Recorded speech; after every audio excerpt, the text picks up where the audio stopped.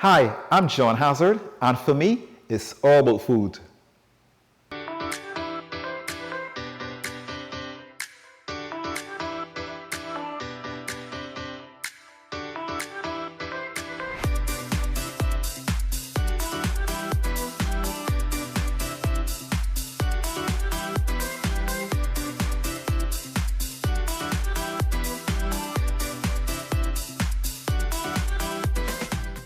Today I want to show you how to make pumpkin and ginger fritters. These fritters are what my mom made for me as a boy growing up, and I distinctly remember mom making them for breakfast, and sometimes she would also make them for lunch as well. These fritters are so versatile that you can also make these as small hors d'oeuvre to serve to friends or family when invited over for lunch or dinner. So let's talk about the ingredients used to make these amazing pumpkin fritters. Pumpkin, the key ingredient. Basically, all I do is to peel the pumpkin and just rough chop it. It doesn't have to be anything fantastic or any special cut because it's going to receive a further application. Fresh ginger. And what I did with the ginger is I took the ginger. Normally what we do is we peel ginger with the back of a spoon, or you can use the back of your knife to take the skin off. You don't usually peel ginger with like a knife blade. And then I took the ginger and I grated it on my microplane to get this amazing, wonderful puree you see here. And then we also have some powdered ginger, which is also used to supplement and to enhance the flavor of the ginger going into the actual pumpkin fritter as well too. Cinnamon powder, allspice powder, nutmeg seed, and I took the nutmeg seed and I grated it on the microplane, and I prefer fresh nutmeg seed because the flavors and the flavor and taste is more fragrant and stronger as opposed to using nutmeg, which is already purchased grated. Salt, baking powder, brown sugar, and we grow a lot of brown sugar in Barbados, vanilla essence, all-purpose flour, and we need some water to complete this dish. So let's get this show off the road and make these amazing pumpkin and ginger fritters. So we're going to go ahead first and place this pumpkin right into this food processor here. And we are going to run this until it's a nice puree. So I don't cook my pumpkin in water because cooking in water produces a bit too much water, and pumpkin, as you would see once we puree this, already has a lot of liquid moisture, water. So we're going to go ahead now and turn this on and get this here pureeing. During the puree, what I do as well too is I would generally take a spoon or if you have like a spatula and kind of scrape down the pumpkin just to get the pumpkin all because sometimes, you know, it goes around the edges and it doesn't really get to the blade. So we want to get everything to the blade so it's nice and pureed. So I just kind of scrape this down a bit and get all this together. We put the lid back on and we're going to go now for our final puree of this pumpkin. Here we go. Turn this off. So I have now my pumpkin here all pureed. I'll just rest this right here. So I'm going to take this blade out as well. And just rest this right here.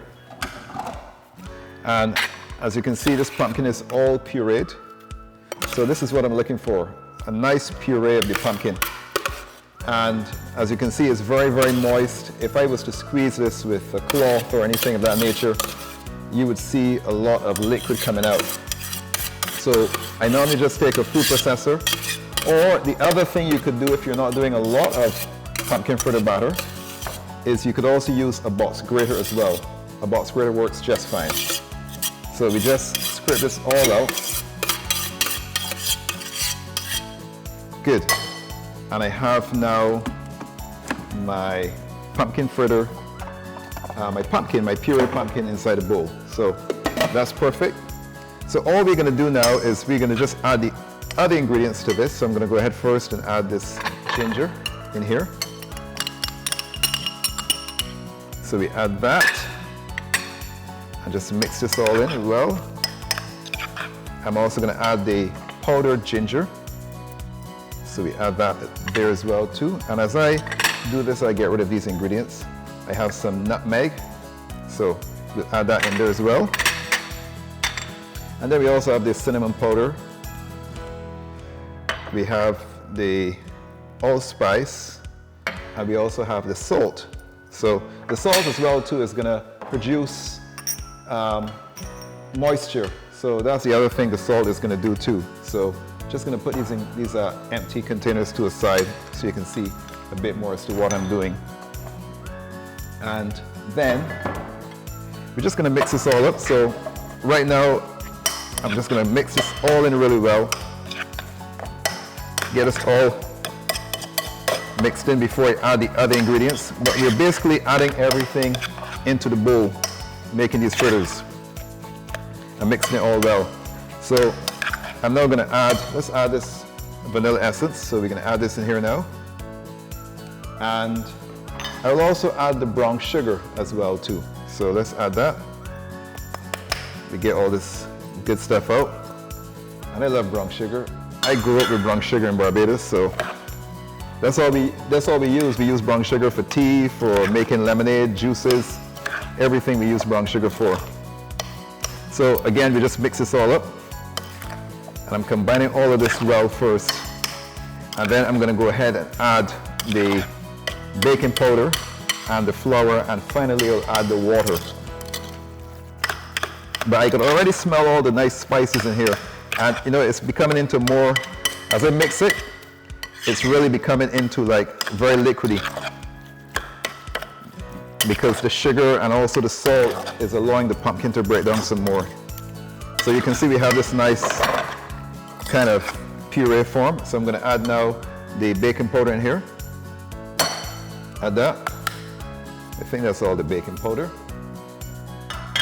Mix this all up nicely. And then finally what I will add now is I will go ahead now and add the flour. So as you can see, it's all mixed in really, really well. I just see a chunk of piece of ginger which I'm going to take out, put it right there.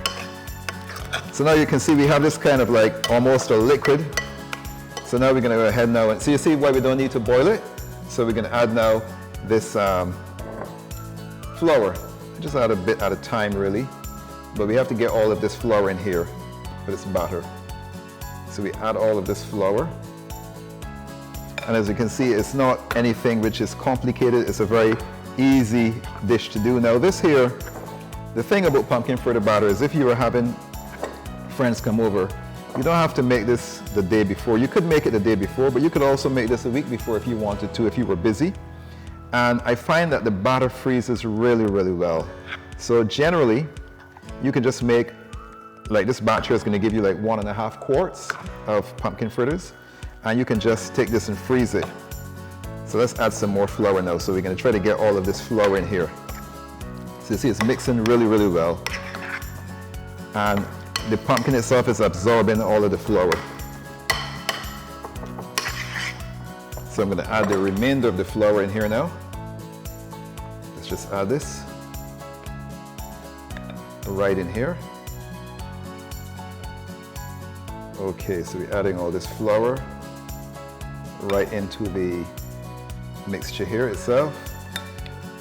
And then we're just going to go ahead and add all of this here. And we just have to mix it very carefully because we don't want to we don't want to put all the flour onto the actual table. So now let's just go ahead now and just mix this all up really, really well. So I'm just going to mix this well now. I have my water handy, and I'm going to mix this slow to get this all nicely incorporated.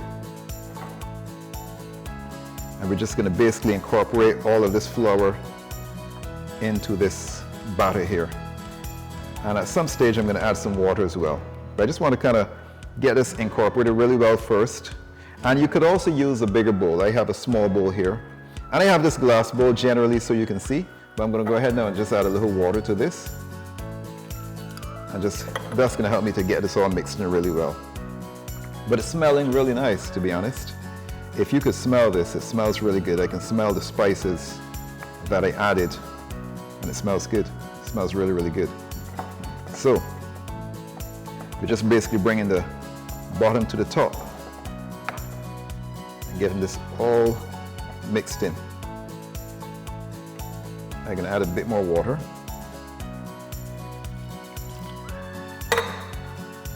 And sometimes I don't add all the water one time. I learned something years ago when I first started cooking. I can't remember exactly who told me this. Somebody told me this, but they said you can always add, but you can't take out.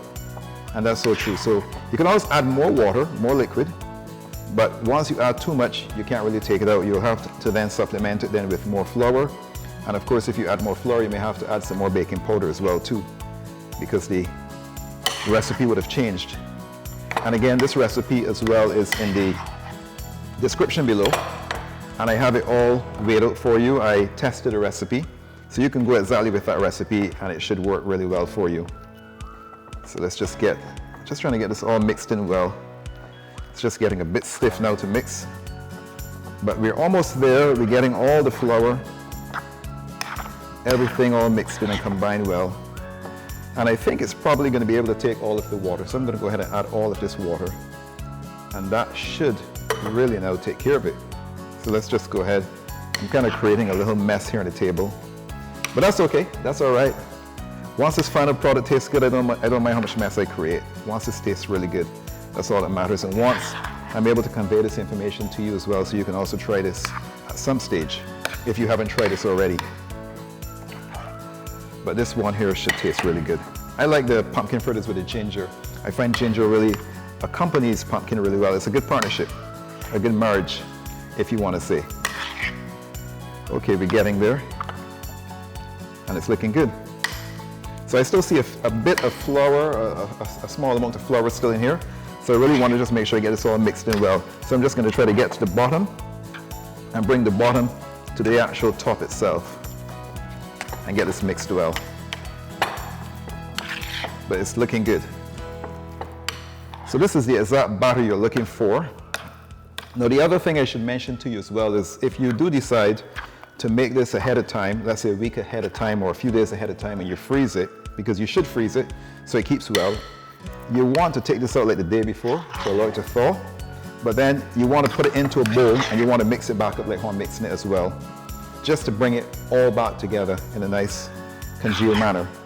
And you may want to try it, fry one first, which is what we will do. And you may have to add and adjust the flour probably, and maybe baking powder, because sometimes I find when you put it in the freezer, it changes slightly, but not always. You just have to kind of try it. That's the thing with the batter. Oh, love. So this is looking lovely. So we're almost there. So I think that we have our batter all finished, actually. Yeah, the batter is almost all finished. Good, this looks good. So all I'm going to do now is I'm going to take this over to my stove. I have my oil heated behind me, and you want to heat the oil to at least 350 degrees Fahrenheit. And I would highly recommend you go out to any hardware store or any cook store in your neighborhood and purchase a thermometer. And when it registers 350 degrees Fahrenheit, it's ready, because you want your oil to be just right. If it's too cold, it's going to suck up a lot of oil and it will be greasy when you eat into it. And if it's too hot, the outside will be nice and golden brown, but inside will still be raw. So you want it to be just at 350 degrees Fahrenheit so it cooks perfectly. And we're going to make small ones. I like small pumpkin fritters. So we're going to make small of these here. And this is what we will be using to consume, and I look forward to it. I'm kind of hungry actually, so I really look forward to eating this. So I'm going to take this over to my stove now, and we're going to go ahead and start to fry this pumpkin fritter batter. And I'm going to use a teaspoon because I want small ones. But you could use a spoon of this size if you wanted to, which is a dessert spoon. I think that this one is a bit too big, the one I was stirring with. But I want small ones, so I'm going to use a teaspoon. But the choice is really entirely up to you and what you want. Actually, when I was a boy as well, too, Mom would make these. She wouldn't really add baking powder to it. She would make them kind of flat. But I like mine to be like kind of like a little ball. In Barbados, we make fish cakes, and they're kind of like a ball. So I like it to look like a little fish cake type size. So that's exactly what I'm going to do. So I'm going to go ahead now and take this over to my stove, and we're going to start to fry these amazing pumpkin and ginger fritters. And I am absolutely hungry and looking forward to it. So let's go ahead and start to fry these. I'm going to lower this oil a bit oil seems a bit hot. So we're gonna let the oil cool for a little bit, and then we're gonna start to fry these pumpkin and ginger fritters. I had the oil on initially before, but I think it's a bit too hot. We're gonna test it with a thermometer, and then we're gonna get frying with these fritters. Okay, so we're gonna start to fry these up. Let's go ahead and fry these.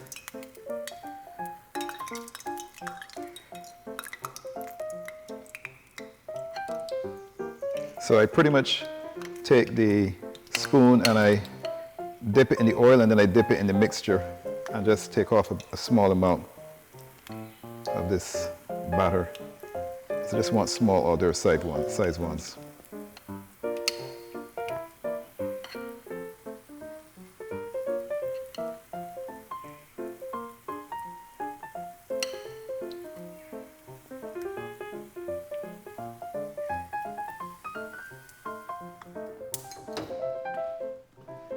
So the fritters are all finished, and before I taste them, I just want to put on a little powdered sugar just on these. So you can always put some powdered sugar on them. These look so delicious. Wow, amazing. So that's your pumpkin and ginger fritters. So I'm just going to go ahead and taste one of these now. Looks so delicious.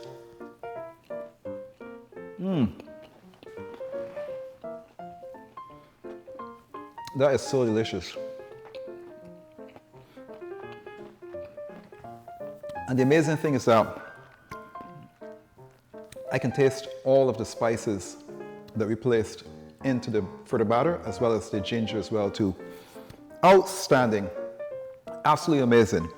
So if you've enjoyed this video, please go ahead and like, subscribe, ring the bell. Please make some comments. Ask me any questions you want to ask. I'll be more than happy to answer any questions for you. And again, my name is John Hazzard, and for me, it's all about food.